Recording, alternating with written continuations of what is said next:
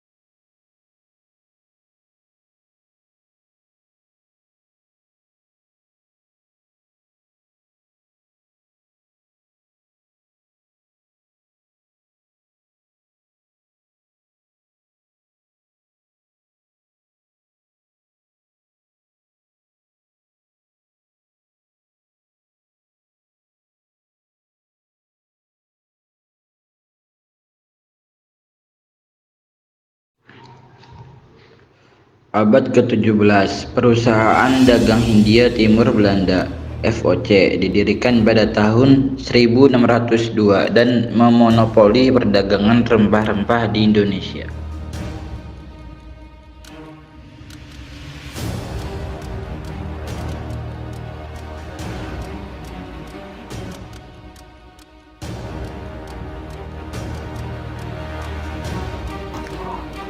Era VOC membangun benteng-benteng dan mengendalikan jalur perdagangan di seluruh kepulauan Indonesia.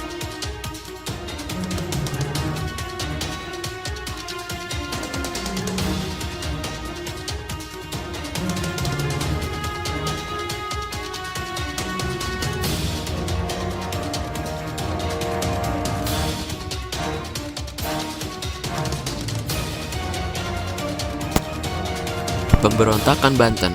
Pada tahun 1684 sampai 1688, rakyat Banten melancarkan pemberontakan terhadap penjajahan Belanda.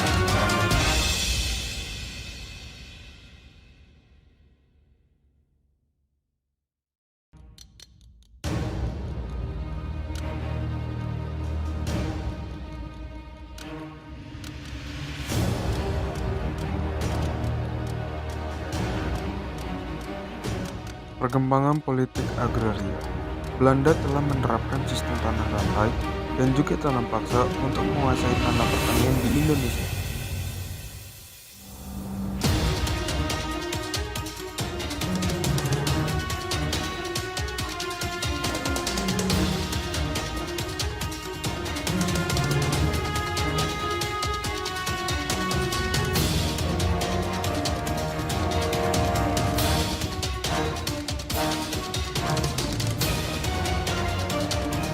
Sistem pemerintahan kolonial. Belanda membagi wilayah menjadi Hindia Belanda dan menerapkan sistem pemerintahan kolonial untuk mengendalikan penduduk pribumi.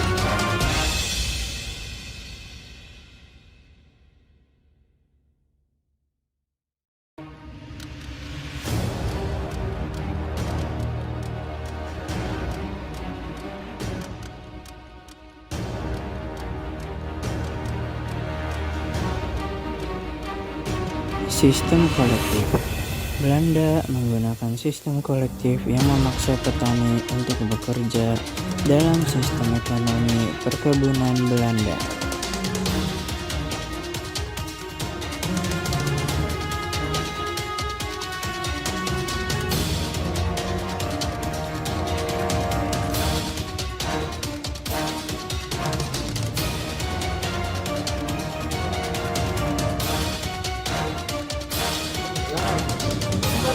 Pendidikan terbatas. Belanda membatasi pendidikan bagi penduduk pribumi sehingga hanya sedikit yang memperoleh pendidikan dan jabatan pemerintahan.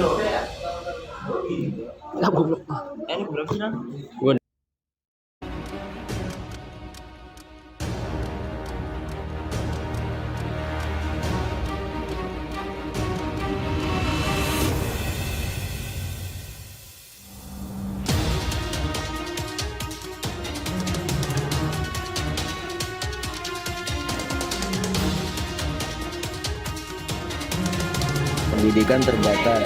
Belanda membatasi pendidikan bagi penduduk pribumi, sehingga hanya sedikit yang memperoleh pendidikan dan jabatan pemerintahan.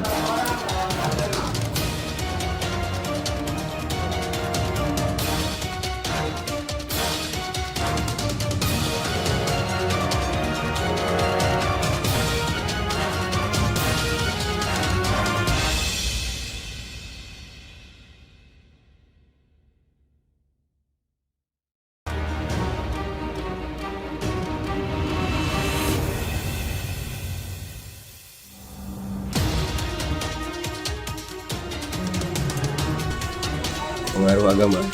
Belanda memengaruhi agama di Indonesia dengan mempromosikan agama Kristen dan melarang praktik-praktik budaya setempat.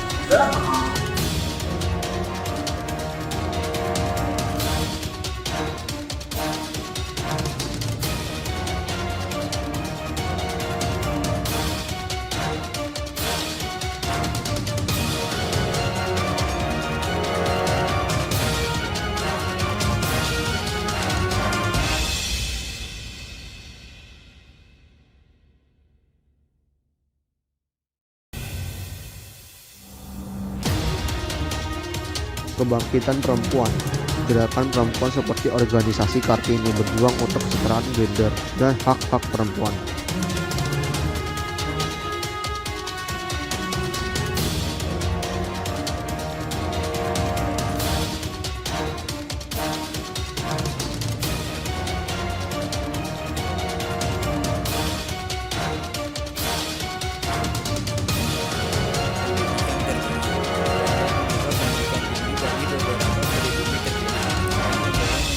Intelektual dan pemimpin nasionalis.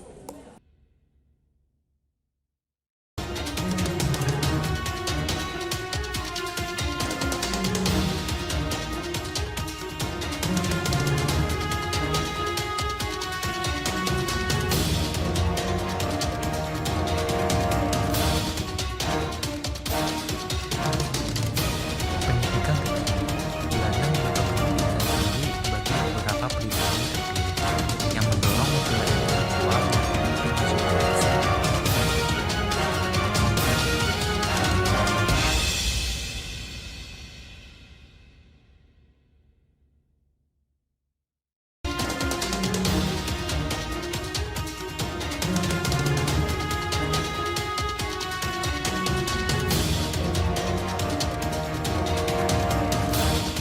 Pergerakan Sarekat Islam. Organisasi Sarekat Islam didirikan pada tahun 1912 dan menjadi kekuatan penting dalam perjuangan melawan penjajahan Belanda.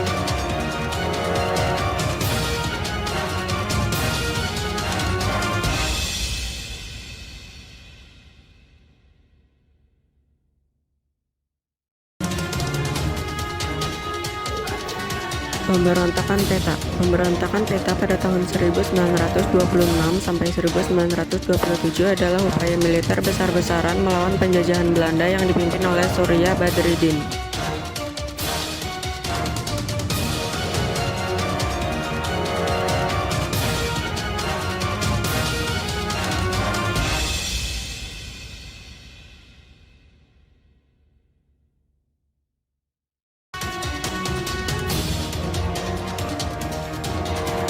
Proklamasi kemerdekaan pada tanggal 17 Agustus 1945, Indonesia memproklamirkan kemerdekaan dari Belanda yang memicu perjuangan